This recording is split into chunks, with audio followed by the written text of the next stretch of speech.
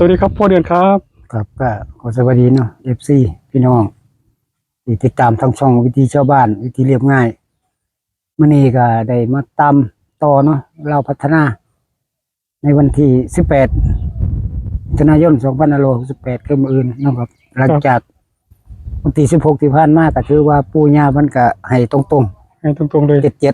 77มื้อนี้ก็เลยได้มาตามต่อให้พี่น้องให้ FC ได้เอาไปเสี่ยงโชคเบิ่งอีกเนาะรอบนึงพอรอบนี้พ่อเดือนมาขอสองเทื่อเนาะ2เทื่อเทื่อแรกไ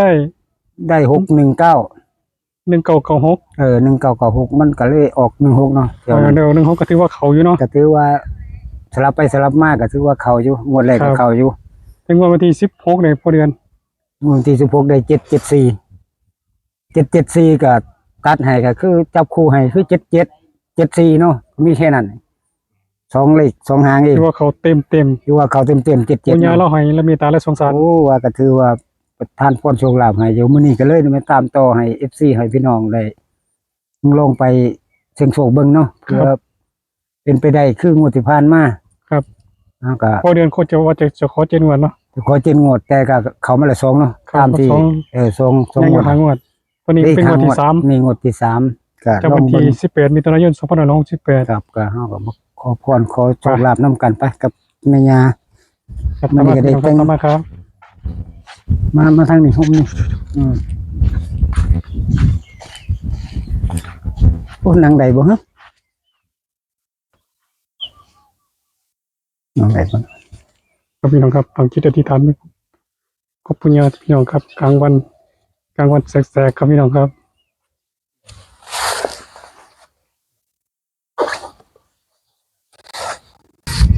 ครับพี่น้องครับพอเดือนกำลังจะทำพิธีจุดธูปมงคลจุดธูปเสียงไทยขอปู่ย่าปู่ศรีสุโธแม่ย่าศรีปทุมมานะครับพี่น้องครับเอามาแล้ว2งวดนะครับเนาะครับมาแล้ว2เนาะงวดติดครับพี่น้องครับมาตามงวดที่3เลยครับนี่ก็ถือว่าเป็นงวดที่3ที่ได้มาหาแม่ย่าศรีสุโธนี่เก่งเลยครับ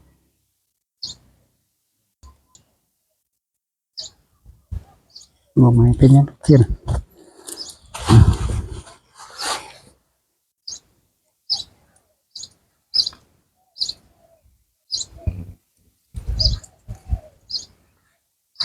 ไหวน้ำก่อนปูญาก่อน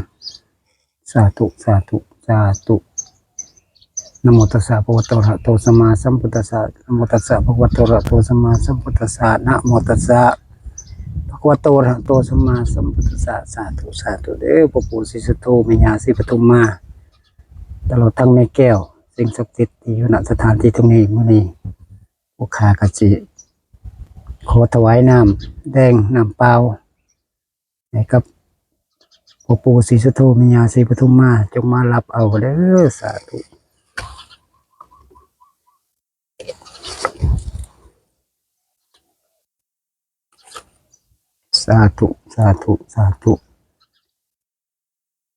กายวาจาจิตตังอรหังวันทานางพญานาคินีศรีปทุมมาวิสุทธิเทวีปูเชมิตุติยัมปิกายวาจาจิตตังอหังวันทานางพญานาคินีศรีปทุมมาวิสุทธิเทวีปูเชมิตติยัมปิกายวาจาจิตตังอรหังวันทานางพญาคินีศรีปทุมมาวิสุทธิเทวีปูเชมิเมตัญจะมหาลาโภปิโยนาคะคันธปริตสาธุพ่อปู่ศรีสุโธแม่ย่าศรีปทุมมาหรือว่าแม่แก้วก็ดีมื้อนี้ลูกหลานก็ได้ตกแต่งขัน5ขัน8เพื่อจะมาคารวะปู่ย่าที่อยู่ณสถานที่ตรงนี้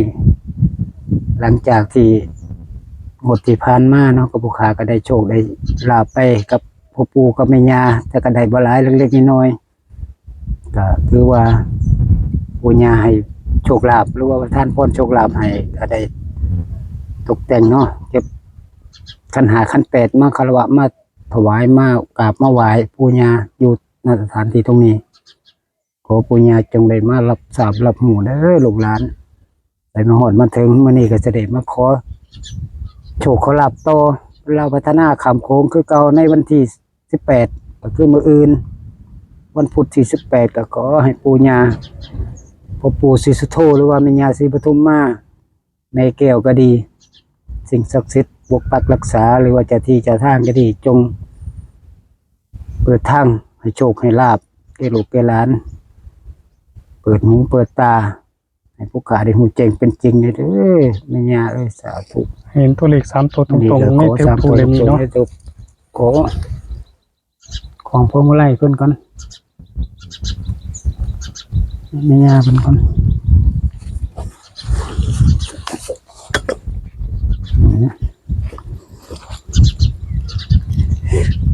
เต็มหมดละ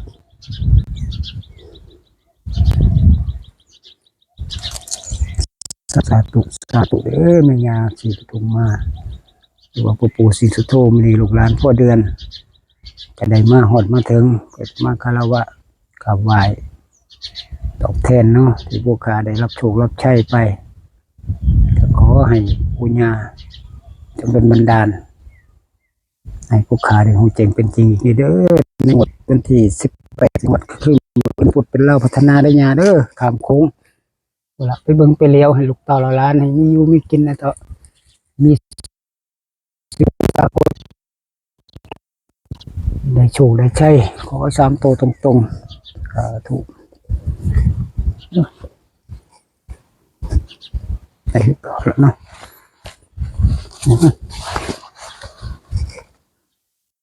คือหอนเลย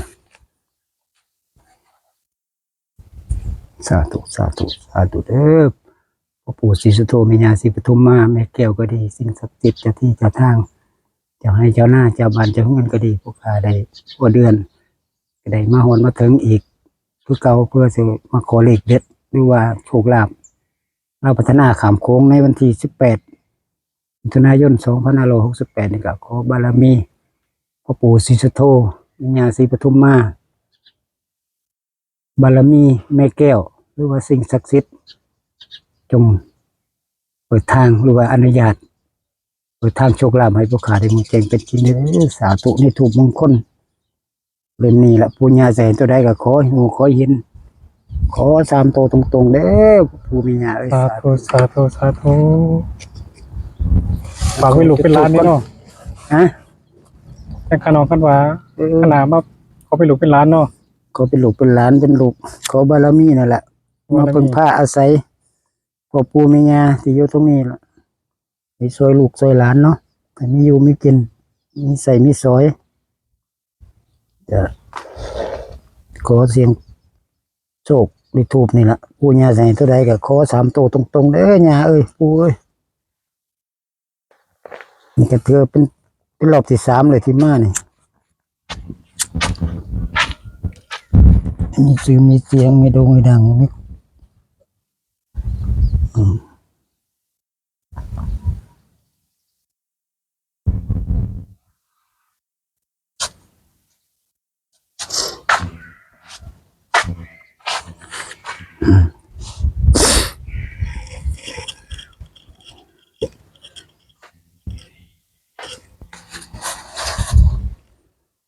สาธุสาธุสาธุพ่อปู่ศรีสุโธแม่ย่าศรีปทุมมา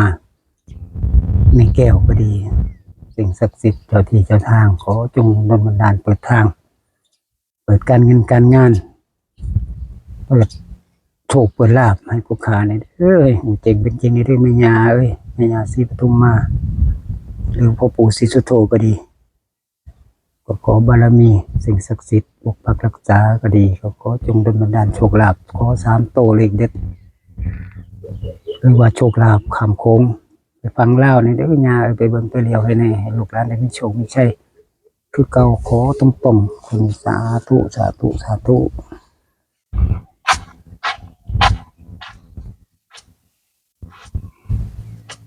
มุนไหน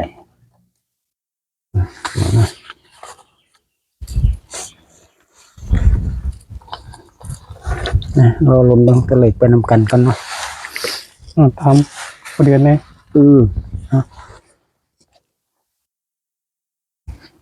อย่างไรเนาะพอเดือนก่อนจะว่ามีฝันมีอย่างกันเลยบ่ แต่เมื่อคืนกับโบฝันหรอกแต่ว่าก็คิดว่าแม่ย่าเนี่ยเพิ่น อ่ะมาช่วงนี้เนาะเพิ่นก็ท่านพรโชคลาภให้อยู่ถือว่าแม่นอยู่เลยแต่ก็คือว่าแหล้วเนาะ ครับ ก็บ่มีทุนแน่ก็ได้ซื้อเล็กๆน้อยๆไว้ถือว่าให้แม่นแฮงได้774นี่ถือว่าโอ้ตรงๆเลยเด้จับคู่ก็แค่สองเลขนึงเนาะ ครับบ่ขาดคิวที่ออกเนาะ 7คู่จับสองเลขเองจับคู่ก็คือ74กับ77แค่นั้นเอง ครับ ผมว่าก็ถือว่าแม่ย่านี่เพิ่นให้ตรงๆเลยตัวนี้ว่า ครับผม เมื่อรอบแรกก็ให้619มันก็ออก16 61 เขาเป็นของเป็นเก่า เป็น16 นั่นมันก็กับหัวขึ้นกับหัวลงมันก็ถือคือเก่าเนาะก็ถือว่าได้2งวดแล้วล่ะ ครับ ที่แม่ย่าเพิ่นให้นี่เป็นงวดที่3นี่ก็ เป็น เลย เรียน ว่า ทุนด้วยกันเนาะเดือนเนาะ ครับรอลุ้น บรรยากาศ ตู้เบิ่ง อ่อนๆ ตัวเลขนํกันเพื่อมีโชคลาภนำ เราลุ้นตัวเลขไปด้วยกันครับพี่น้องครับ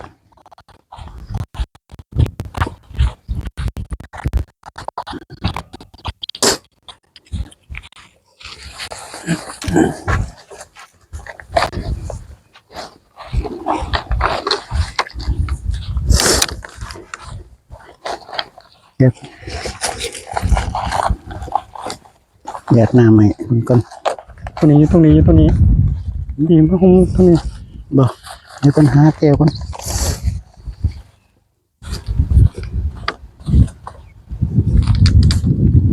โอ้ยอ่อนตีนเถอะเดี๋ยวก่อนหยาดน้ำให้เพิ่นก่อนให้แม่ย่าก่อน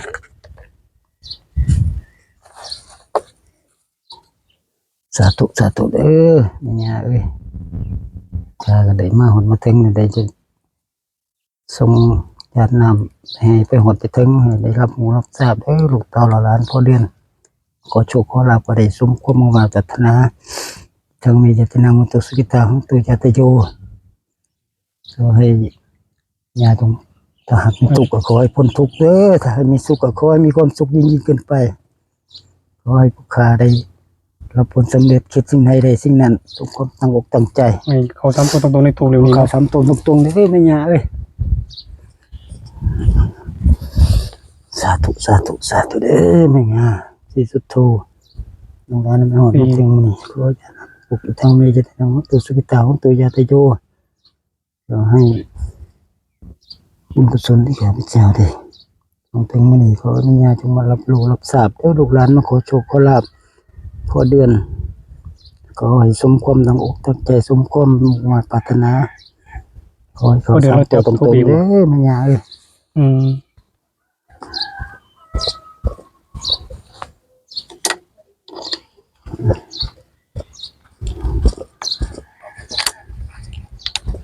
ถอดรองเท้าไปได้เลยตัวนี้ห่อนอีหลีวะ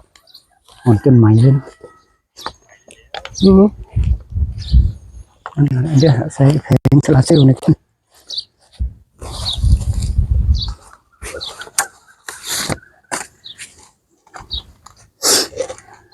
ลุ้นตัวที่2ไปด้วยกันกับพี่น้อง FC ครับ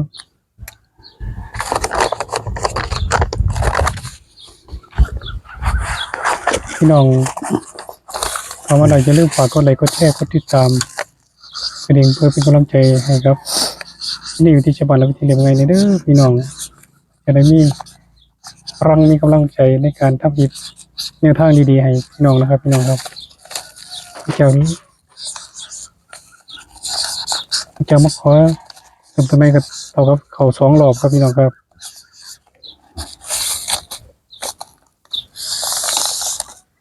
บรรยากาศร้อนแห้งดีพี่น้องโอ้ร้อนมากเลย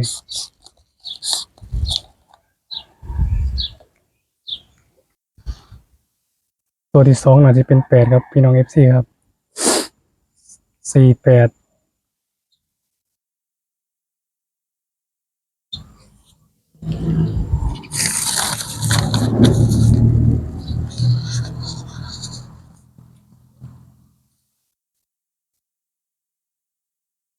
ในเสียง2 ตัวแล้วพอเดินมากบ่ นัดอยู่ พอเดินมาตัวที่3พอเดินมากตัวใดตัวยังจุดบ่ทันใหม่ไป ตัว ฮอด ที่3น่ะ ที่เราพอเดิน มั มากหาบ่ มันหา 485บ่ 485 อ๋อเราลุ้นด้วยกันครับ เรา พี่ รุ่น น้อง เป็นหาบ่ พอเดินจะตรงใจกับพ่อเดินไหมปูญาแล้วสิให้ ตรงใจบ่เนาะแม่นตัวที่3มันหานี่มันไปได้ พี่น้องเข้ามาเบิ่งแล้วก็อย่าลืมกดไลค์กดแชร์กดติดตามเด้อพี่ ตาม น้อง ให้กำลังใจในเด้อ เป็นกำลังใจ พอจะได้เฮ็ดคลิปดีๆมาให้ ให้ เบิ่ง เป็น อีก แค่แนวทาง เนาะ เนาะบ่เด้อเนาะ เป็นเพียงแนว พี่น้ ทา อง งเขามาเห็นพี่น้องมักพี่น้องก็จัด แม่น พี่น้องบ่มักพี่น้องก็ผ่าน ผ่านไป พี่น้องเบิ่ง กั เพื่อความเปิดเพื่อนเพื่อความสนุกสนาน แม่นอ เพื่ ยู่ อความผ่อนคลาย เคยเครียดด้วยเนาะ ครับผมก็ได้คือกันครับพี่น้องครับ ได้เนาะเบิ่งแล้วบ่มากเฮาก็เลื่อนผ่านไป จะว่ากัน บ่ว่า ข กัน โมยเลยสิออกตัวใดเด้ บ่ฮู้แล้วก็ฮู้บ่ได้มาตากแดดแต่สำนี้ดอก แม่นความเชื่อส่วนบุคคลเนาะ เป็นความเชื่อชมทุกคนพี่น้องมักก็ตามบ่มักก็ผ่านไป เอาเราลงตัวที่3เนาะ ครับผมรอลุ้นเนาะ ครับตัวที่3ลงไปด้วยกันครับพี่น้องครับว่าจะเป็นตัวใด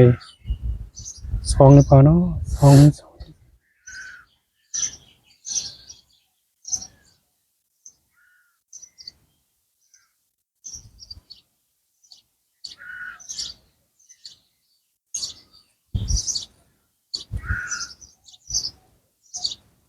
อาจจะเป็น2โอ้งาม ชมบ่ งามนี่ล่ะ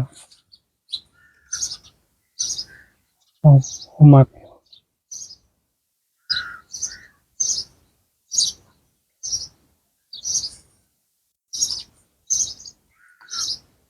มาขาดคิดว่าที่ออก77เนาะบ่เดือนเนาะ โอ้ยก็บ่ได้คิดเลยเนาะเอาเลยคู่เนาะ ปูยาวันไหน774 774ก็ถือว่าตรง เพิ่นไม่ออกเพิ่นไม่ออก743 743 โอ้ เกือบ3โตวเนาะ เกือบ3ตัวก็มีครับ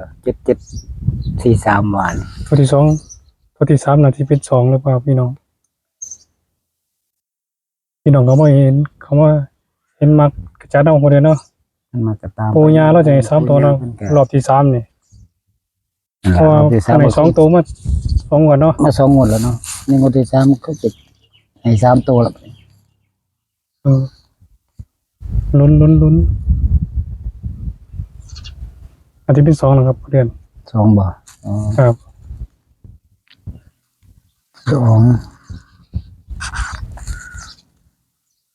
2 482ครับพี่น้องครับอย่างไรได้จะให้พอเดือนสรุปให้ครับ FC ฟังอีกครั้งนึงครับ 482 เดี๋ยวดูก่อน 82 ว้าว เป็น2บ่น่ะ อ๋อ 2เนาะ นี่ก็ เชิญพอเดือนครับ ครับก็ขอสรุปเนาะตัวเลขมื้อนี้ก็ได้มันจุดถูกขอพ่อปู่ศรีสุโธแม่ย่าศรีปทุมมาคือเก่าก็ได้ตัวเลขมื้อนี้ก็คือ482ผมก็เลยจับคู่ให้ก็คือ82 42อันนี้ก็ตัวนี้เนาะ48ตัวนี้กับตัวนี้ก็คืออยู่ประมาณ3หางนี่แหละ3นี่เนาะ3ตัวนี่ ครับผม ก็ FC พี่น้องผู้ที่ติดตามทั้งช่องที่นี่วิธีชาวบ้านหรือว่าวิธีเรียบง่ายก็จะดุลพินิจเบิ่งเด้อซอยกันเบิ่งเพื่อเป็นไปได้เพื่อปู่ย่าเพิ่นให้อีกคือเก่าเมตตาสงสารให้อีกงวดนี้ ครับ ก็เป็นไปได้เนาะผมเองก็บ่ได้ฮู้หรอกว่ามันสิออก หรือบ่ออกสิผิดหรือสิถูกผมเองก็บ่ฮู้บ่สามารถจะฮู้ได้ก็อาศัยปู่ย่าหรือว่าพ่อปู่ศรีสุโธแม่ย่าศรีปทุมมาแม่แก้วสิ่งศักดิ์สิทธิ์ที่อยู่ณสถานที่ตรงนี้ต้นบันดาลให้พี่น้องให้ FC เฮาได้มีอยู่มีกินเนาะสิได้ซอยดังนั้นก็พี่น้องเบิ่งแล้วก็ใส่ดุลพินิจหรือ การ ว่า รับชมเนาะ มักก็ตามบ่มักก็ผ่านไป เป็นเพียงแนวทางให้เนาะ ครับผ เป็ ม นเราพัฒนาข้ามโค้งในวันที่18มิถุนายน2568นี่ก็ขอให้มันเนาะ FC ทุกท่านทุกคน เอา ก็ สาธุสาธุสาธุ ถูกเด้อสารมีปู่เนาะที่บันดาลให้พี่ ที่ น้อง ชาวบ้านและ FC ที่เรียกไว้ต้องขอขอบคุณผู้เดือนนะครับพี่น้องครับที่มาตามแนวทางอยู่ที่ลานปู่ศรีสุโธแม่ย่าศรีปทุมมานะครับพี่น้องครับบ้านบ่มคดตำบลหนองหางอำเภออุตภเปชัยจังหวัดศรีสะเกษนะครับพี่น้องครับกลางวันแสกๆครับพี่น้องครับเพื่อจะนำตัวเลขไปให้พี่น้องเสียงไทาย FC ฝากพี่น้องเนาะผู้ที่ ครับ ติด พี่น้อ ตาง ม ครับและที่ขายอะไรเลยคือ FC นะครับพี่น้องเขามาเบิ่งเขามากดไลค์กดแชร์กดติดตามขอให้เฮงๆปังๆ3ตัวแตกในวันที่18มิถุนายน2568ครับพี่น้องครับตำเล่าขามโค้ง2 ถุงเพิงเด้อกับพ่อเดือน ขอบคุณครับขอบคุณครั ครับ บขอขอบคุณครับสวัสดี